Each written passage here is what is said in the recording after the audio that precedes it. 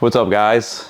Mike Builds. Welcome back to another video. Today we're going to be upgrading my 48 volt solar power system using these 4 batteries. Each of these batteries is 12 volts, 280 amp hour lithium iron phosphate chemistry. They are about 3,500 watt hours a piece. So with these 4, we're gonna get about 14 kilowatt hours total capacity when these are seriesed up. The actual batteries we're using are the eco-worthy batteries because a few months ago we actually did a video reviewing one of these, and so far this has been one of my favorite batteries, and it also happens to be one of the better priced batteries.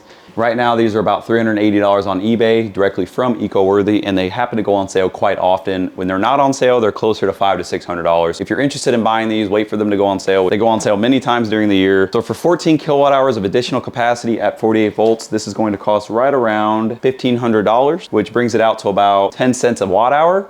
If you were gonna buy a server rack battery like an EG4 or maybe even the Batteries brand, which you can get for about $1,000, you're looking closer to 18 to 25 cents a watt hour. So as far as value goes, this is one of the best values you can get. This is almost maybe even cheaper than DIY, buying your own raw cells. But the thing about buying your own cells, you have to buy the cells, buy a BMS, build an enclosure, not to mention all the hours of work you got to put into it if you want to make it really nice, safe, and reliable. These are nicely, neatly packaged. They have metal frames inside to hold the cells.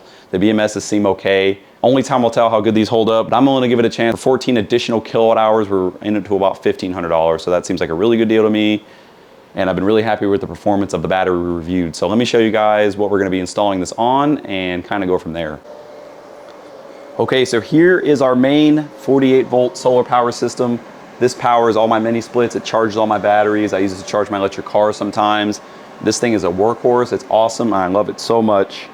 And I've just been wanting to add more capacity to it, but not spend a bunch of money. Right now I have 2 of the EG4 LLV2 lithium iron phosphate batteries. Each of these are 5 kilowatt hours. And I also have 4 100 amp hour 12 volt batteries, lithium iron phosphate in series underneath here. And these are actually 4 different brands. A lot of people say don't do that, but there is a voltage equalizer on there, and these have been working in service for a few months now with no issues. But these batteries with those combined is about 15 kilowatt hours. So with those 4 additional batteries, we're gonna go from 15 to 25 because I'm actually gonna pull these out of service. So we're gonna have 10, plus 14, so 24, 25 kilowatt hours. The plan is to put those all in series and put them down here, have them all nicely, neatly wired. We're gonna give it its own current shunt so we can monitor these batteries separate from the EG4 batteries, since these also have their own current monitoring devices. And that's it, that's kind of the plan. I wanna have them all nicely, neatly wired up down there on this cart, and then this thing should be good to go. I don't see myself needing more capacity than that, at least just for now, right? There's never enough. And then my plan with the 12 volt batteries is I'm gonna take those and redo my 12 volt solar power cart, but that's gonna be its own video. So anyways, guys, that's gonna be the plan with these batteries. Like I said, really excited. I think I got a good deal on them. And as far as value, these are less than half the price of buying pre-ready made server rack batteries. As far as how much life we're going to get out of these, only time will tell. I'm willing to take the risk because they were more budget oriented. And if this does work out really well, then it is a really good way to get a lot of capacity for not a bunch of money, and also not having to go the DIY route, which a lot of people aren't comfortable doing, or they don't have the tools or whatever reason.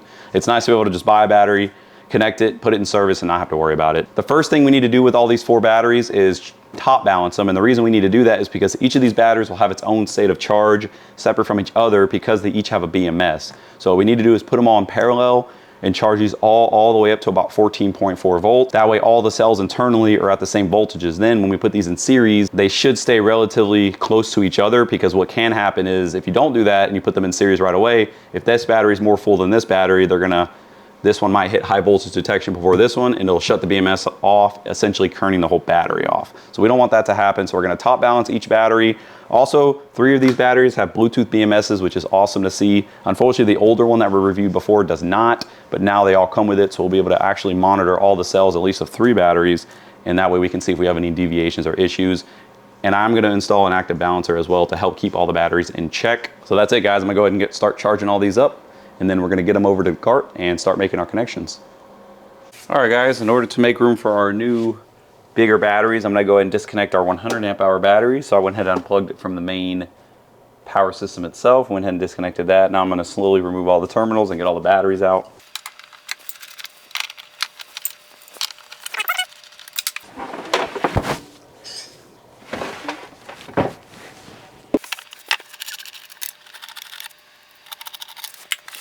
And then here's the active balancer that I was using on those batteries, and I'm going to show you guys what the voltages are of the batteries, and this thing's been hooked up the entire time. So if y'all are curious to see if this works or not, we're going to check.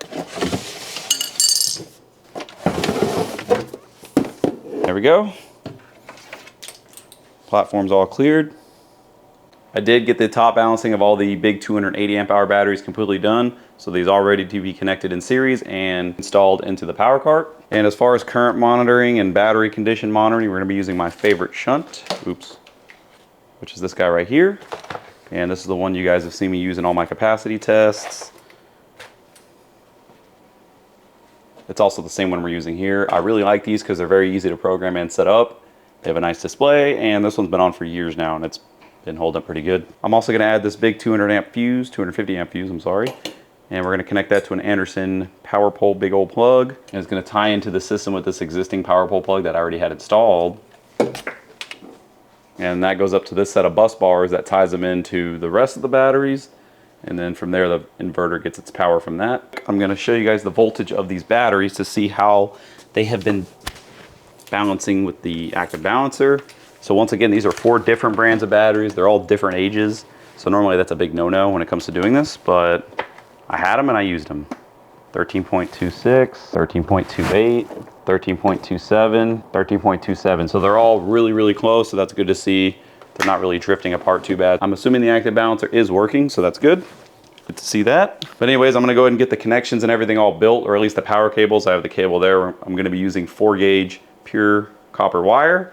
I'm gonna crimp the connections we need to get going, and I'm gonna get the batteries all laid out. And once I get all that done, I'll bring you guys back to the power cart and we'll hook everything up. All right guys, apologies if the audio sounds different, but my wireless mic's died, so we're gonna be using my other mic. The battery's thrown on here, that way I know how much cable I need.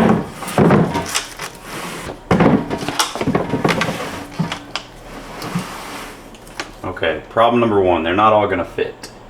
So I'm gonna have to improvise on how I'm gonna put these on. I think I'm gonna have to turn them sideways. Let me try that. Oh, heck. All right, let me think of a solution. All right, guys, I think I found the solution. It looks like if I put the batteries like this, they will all, in fact, fit. It will make wire management a little harder than I want. I guess I could all turn them facing each other, but then the chances of a short are higher, so I'd rather have them like this.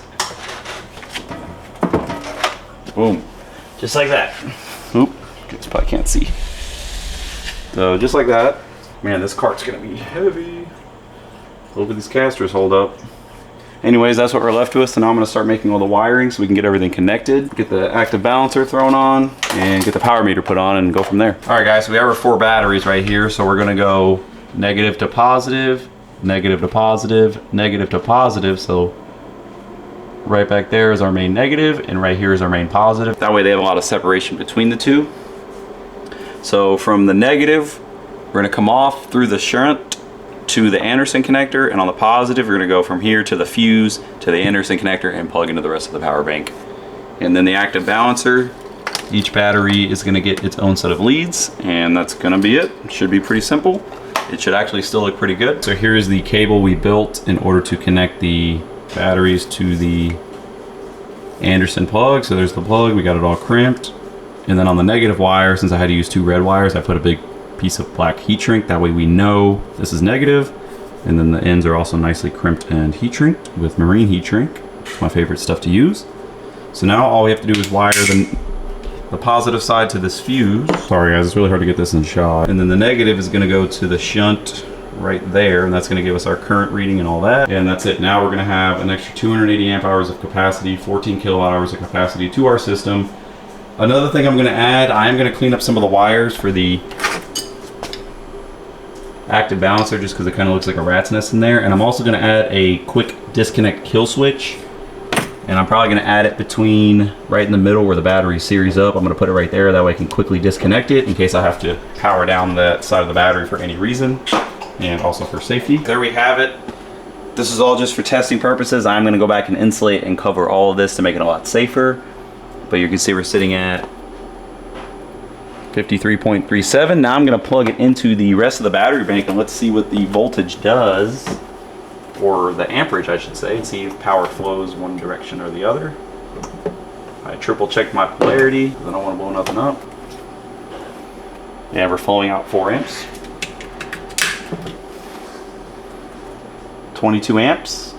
So now it's pushing power into the rest of the system. And that's it.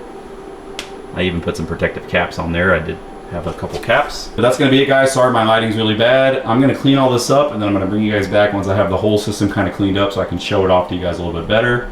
But that's the basics of our upgrade, and the batteries fit down there and they look really nice. So let me get all this cleaned up and I'll bring you guys back and we'll kind of wrap this up. All right guys, here's the entire unit with the new batteries installed. So this thing is pretty much done. I plan on doing an entire separate video of this system separately. So if you want to see more details or more information on the system as a whole, I will be doing a separate video on that. I also want to do a separate video showing pretty much all of the solar stuff I have, how it's all connected together and powering everything, because I've had a lot of questions. This is a full off-grid setup. It is on a cart. As you can see, we can roll the cart, not really too much of a problem, and this thing is very, very heavy. That was really the whole goal in building this cart. But like I said, the focus of this video was just to show you guys that we upgraded to more batteries. So we have 25 kilowatt hours total on this cart, and I'm happy to say I think for my setup that's plenty. Obviously in the future, if we want to add more, we will do that, but I think on this exact setup, this is about as big as I'm going to go. And that's really it. So let me know what questions you guys have. Leave them in the comments. I will do my best to answer all of them like I always do. And like I said, I want to do a whole video separately going over everything related to the channel because I am getting a lot of questions. I also want to say thank you guys for 7,000 subscribers. We actually just crossed that a few days ago. So shout out to all you guys for watching the videos. And I really do my very best to answer y'all's questions to help you guys out. So let me know what you guys think about this upgrade. Let me know if you guys are using these batteries and the luck you're having. And I'll see y'all in the next one.